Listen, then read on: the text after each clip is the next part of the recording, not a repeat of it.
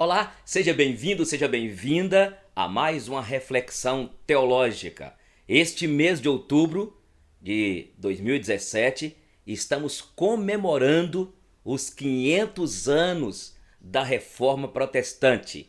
Foi exatamente 31 de outubro de 1517 que o monge agostiniano Martinho Lutero fixou lá na Catedral do Castelo de Wittenberg as 95 teses. E este mês, na nossa igreja, nas igrejas presbiterianas, estamos comemorando o mês da Reforma Protestante. E a nossa reflexão de hoje é sobre os cânones de Dort. Em 1618 a 1619, mais de 150 teólogos reuniram nesta cidadezinha chamada Dort, que está até lá hoje na Holanda. Eles reuniram para estudarem, se curvaram diante de um ensino que estava sendo propagado, principalmente o ensino dentro da área da soteriologia, que estava sendo defendido pelos discípulos de Jacobus Arminius. E foi chamado os remonstrantes. Por quê remonstrantes? Porque eles estavam pedindo uma revisão, pedindo para que a igreja da Holanda, uma igreja reformada, pudesse então reavaliar os ensinos de Calvino sobre a soberania de Deus, sobre a questão da salvação, da predestinação. E eles pediram então para que a igreja da Holanda tomasse uma providência e houvesse novamente uma reunião para que fosse rebatido estes ensinos e que fosse então declarado como profissão de fé os ensinos de Arminius. Esta era a ideia, na verdade, dos discípulos de Armínio, que pediram então a revisão da teologia ensinada e propagada e defendida naquele contexto pelas igrejas que, na verdade, eram reformadas. Então, na Europa, na Suíça, na França, na Escócia, na Alemanha, a própria Holanda, essas igrejas eram igrejas que aderiram às ideias de Calvino e eram igrejas calvinistas. Então eu volto a repetir aqui, esses discípulos de Jacobus Armínio, eles então pediram a revisão daquilo que estava sendo ensinado. Mas antes de nós entrarmos nos pontos que eles queriam que discutissem e que fossem dali em diante a profissão de fé teológica das igrejas depois daquela reunião, antes de falar sobre os pontos do arminianismo, aquilo que os remonstrantes estavam querendo que discutissem, eu gostaria que nós voltássemos lá no quarto século, no período da patrística, dos pais da igreja, porque surgiu um homem chamado Pelágio, e Pelágio começou a ensinar nas comunidades dizendo o seguinte, que quando Adão pecou, quem foi afetado pelo pecado foi só Adão, mas os filhos de Adão não foram afetados. Então, para Pelágio, para o teólogo lá do quarto século, o homem, intrinsecamente, o homem não foi contaminado pelo pecado de Adão. A humanidade não foi contaminada pelo pecado de Adão. E, na verdade, para Pelágio, o homem ele não nasce pecador, mas o homem ele aprende a pecar por questões externas e não internas, não da sua interioridade. Então Pelágio começou a ensinar isso. Aí surgiu o Santo Agostinho de Hipona, e Santo Agostinho então foi veemente de mostrar e de defender, baseado nas Sagradas Escrituras, que não, o homem na verdade ele foi afetado pelo pecado de Adão. Toda a humanidade está debaixo da égide do pecado. Todos pecaram. Aí Agostinho utilizou Romanos, mostrou e mostrava que, na verdade, você vê na Bíblia em Efésios dizendo que o homem está morto nos seus delitos e pecados, mostrando que o homem está cego, mostrando que o homem está escravo do pecado. E aí, Agostinho defendeu que o homem tem sim o pecado, o homem é mau. Que mais tarde nós vamos ver que João Calvino, pegando de Santo Agostinho, de Lutero, e aí nós vamos ver a doutrina da depravação total. Todos pecaram, destituídos estão da glória de Deus, o homem é errante, é pecador. Bom, bem mais tarde então, vem bem para frente, vimos a Igreja Católica Apostólica Romana assumindo o semipelagianismo. E para a Igreja Católica Apostólica Romana, sim, o homem, ele é pecador, ele na verdade tem o pecado original, mas o homem ele tem dentro de si a graça, a bondade de Deus, e o homem então ele pode tomar decisões, o homem tem capacidade de tomar decisões e fazer escolhas. Então a Igreja Católica Apostólica Romana começou então a defender o semipelagianismo, né, dizendo que o homem, conquanto é pecador, mas há nele ainda a bondade de Deus, a graça de Deus, que o dá então a liberdade de tomar decisões, de fazer escolhas. Então há esta parte ainda embutida do homem, no homem, de bondade, e não somente o mal que está inserido dentro do homem. Nesse contexto todo e mais tarde, tem um homem chamado Erasmo de Roterdã, que teve um problema sério com Lutero. Eles brigaram feio, porque conquanto Erasmo de Roterdã admirava os reformadores, mas ele entendia sim também, ele defendia a ideia semipelagiana da Igreja Católica Apostólica Romana. E para então Erasmo de Roterdã, ele entendia que o homem tem o livre-arbítrio, o homem pode fazer as escolhas, o homem pode fazer as escolhas quanto à salvação, e conquanto ele tem o mal de si, o pecado original, mas o homem é bom, ele pode tomar as decisões. A ideia é esta. Aí, Lutero até escreveu um livro sobre arbítrio escravo, porque Martinho Lutero então defende que o livre-arbítrio do homem está comprometido, porque o homem é pecador. E aí nós entendemos hoje, inclusive já baseado no que defendia o grande reformador Calvino, que pegou de Lutero e pegou lá de Santo Agostinho, que o homem, o livre-arbítrio do homem está comprometido, e por mais que o homem venha fazer escolhas, a escolha que eu faço, que você faz, por mais que nós estamos fazendo para o bem, mas no fundo, tudo é por causa da nossa vaidade, do orgulho, da altivez, da jactância humana. Então, aí nós vamos ver depois que, dentro da ideia que a gente estuda, que o homem tem a livre agência, o homem responde ao chamado de Deus, mas é Deus que inicia, é Deus que chama, é Deus que escolhe, e daqui a pouco nós vamos falar. Bom, surgiu então, os chamados, surgiu Jacobus Arminius, que começou a ensinar na Holanda. Na verdade, Jacobus não escreveu assim os pontos, foram então os seus discípulos que defenderam o que nós iremos colocar aqui, aquilo que foi discutido lá no Sínodo de Dort, do ano 1618 a 1619. Eu lhes disse que foram mais de 150 teólogos de várias denominações, que foram chamados para participarem. E inclusive os próprios remonstrantes ficaram por um tempo, depois saíram.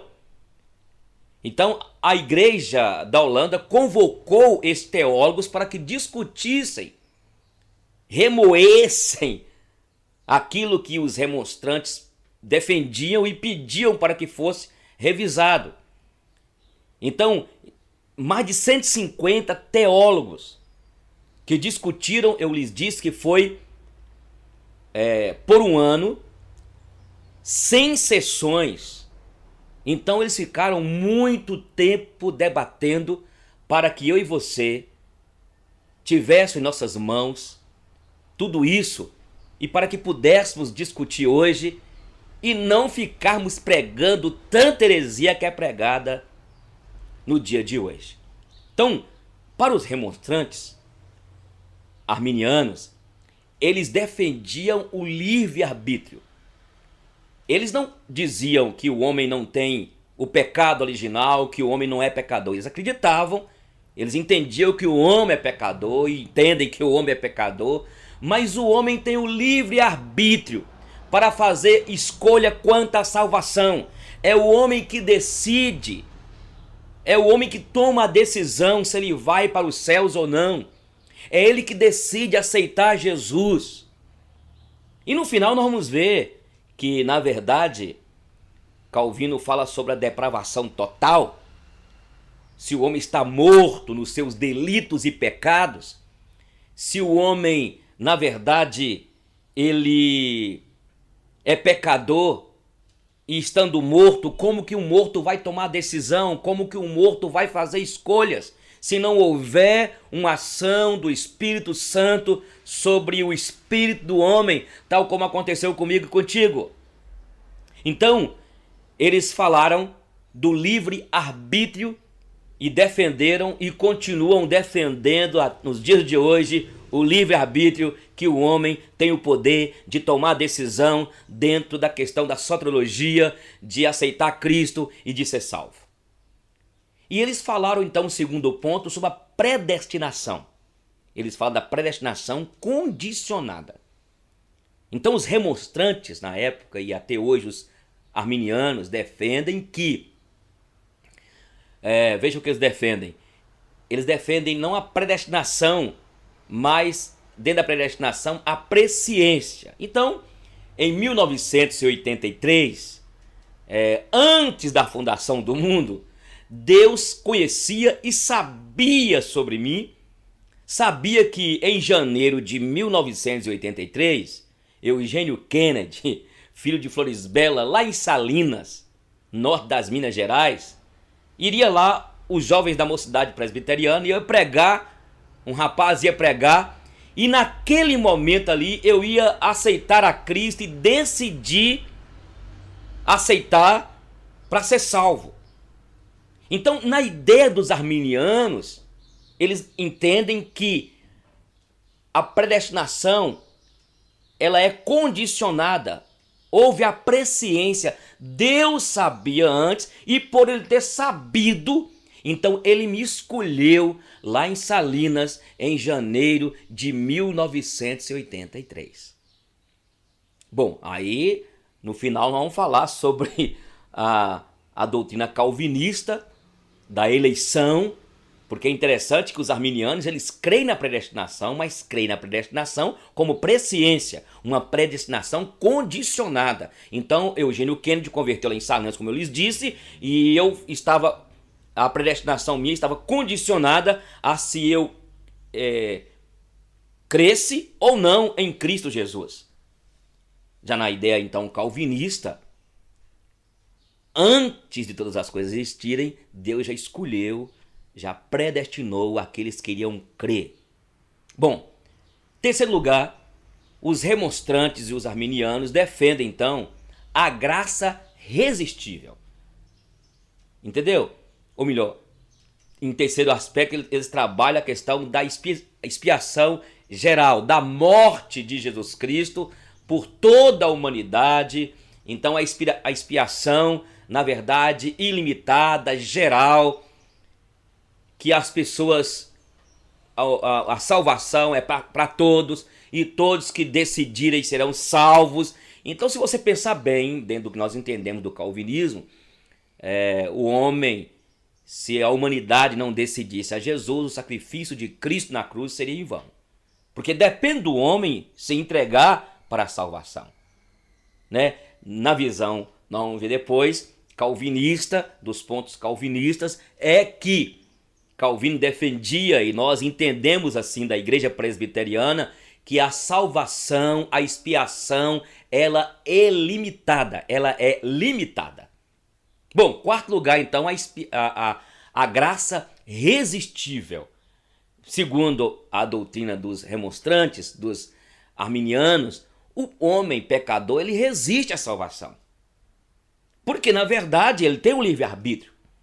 E ele pode resistir à graça, resistir à salvação, enquanto a doutrina calvinista, nós aprendemos biblicamente que a graça de Deus é irresistível. Não tem quem consegue resistir à graça, aqueles que ele chamou, que ele vocacionou, que ele elegeu, que ele escolheu desde antes da fundação do mundo, no tempo certo, quando o Espírito Santo tocar, não há como o homem resistir ao chamado de Deus. Bom, o arminiano entende que o homem pode resistir à graça. Eu não pude resistir, não resisti. Porque quando Deus age, quem pode impedir? Não é? Aí depois, no final, eles falam sobre o homem cair da graça, perder a salvação. Então o homem pode perder a salvação, ele pode pecar e cair, e ele perde então, cai da graça. Esta é a ideia então que foi os remonstrantes lá, discípulos de Jacobo, os armínios, defendia, e que até hoje os neopentecostais, os pentecostais e outros mais grupos defendem que o homem pode cair da graça.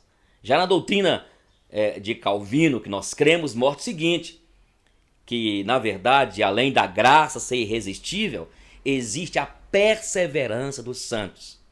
Aqueles que Deus chamou, que Deus escolheu desde antes da fundação do mundo, vai perseverar até o dia da morte, até o dia do arrebatamento da igreja. Nada, ninguém, nem Satanás, nem demônios, nem principados, nem potestades, nem coisas do presente, nem do porvir, nem altura, nada poderá nos separar do amor de Deus que está em Cristo Jesus. De vez em quando alguém me pergunta assim, pastor Eugênio, mas aí é fácil, eu estou predestinado mesmo, eu não vou perder a salvação, eu posso aprontar. Mas as pessoas esquecem que dentro da predestinação, daqueles que foram escolhidos por Deus e chamados por Ele, dentro do tempo que Ele estabeleceu, vivem em novidade de vida, porque a Bíblia fala que nós fomos predestinados, eleitos, vocacionados para as boas obras, para vivermos em santidade, para vivermos uma vida proclamando as virtudes de Deus neste mundo que Ele nos colocou, como forasteiros que estamos aqui. Então essa ideia de dizer, mas eu sou predestinado então eu vou ficar no pecado. Mas quem já foi predestinado e já recebeu o selo do Espírito, porque foi eleito por Deus e foi selado pelo Espírito, não vive no pecado. É aquilo que 1 João capítulo 3 fala, que os que já nasceram de novo, os filhos de Deus, não vivem na prática do pecado.